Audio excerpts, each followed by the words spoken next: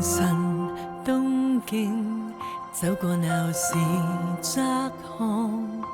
明明一起走過200幾趟，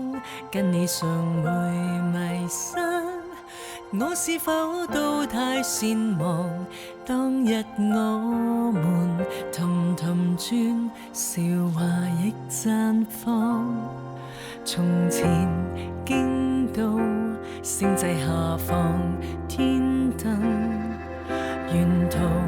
和你大雪紛飛吃麵檔，天黑抱到天光，還記得心跳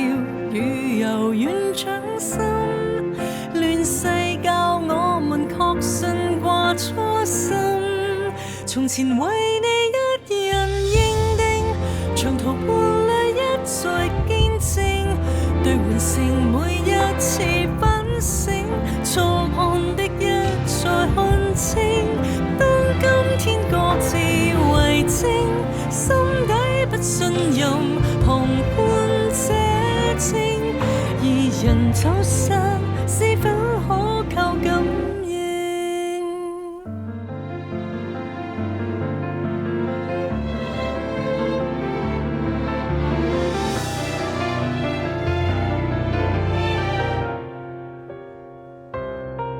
同床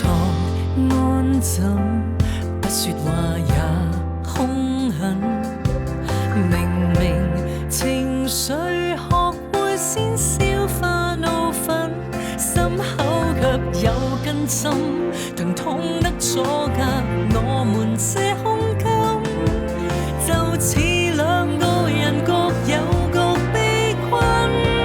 從前為你一人認定，長途伴侶一再見證，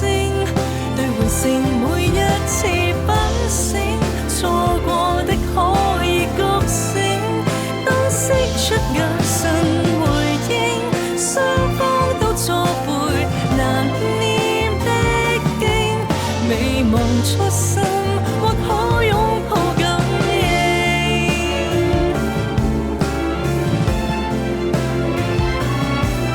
誠懇的說，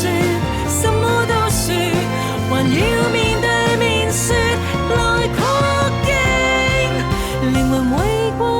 一人變應，才能洞察出劣根性。往日年少總會犧牲，說理似裝啞說不清，一起要學說對不起，兩個